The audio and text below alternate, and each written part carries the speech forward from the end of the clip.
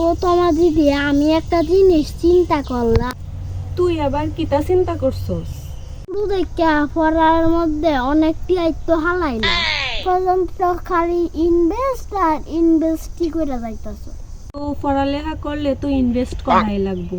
পড়ালেখা করলে টাকা পয়সা তো কতই খরচ হইব, বই খাতা কলম পেন্সিল, তারপরে হইতেছে গিয়া প্রাইভেটের বেতন স্কুলের বেতন, এগুলা তো দেওয়াই লাগবো। এগুলা দিতে হইলে তো টাকা খরচ হইবই।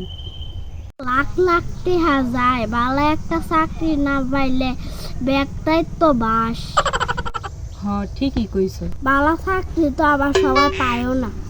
সবার বেসিক তো আবার ভালাও থাকে না, সবাই যার যার যোগ্যতা অনুযায়ী চাকরি পায়।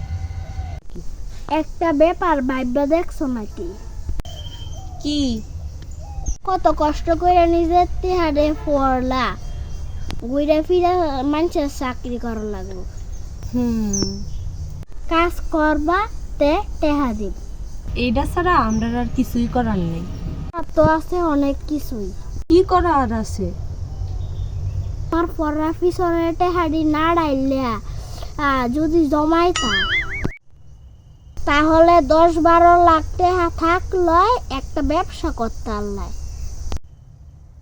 তোমার দিদি, তুমি যে এত বলত ফুদাই, তোমার ফিসে আমার জেডু অত দিতে ডাললো। পুরাই লস প্রজেক্ট বুন্দা।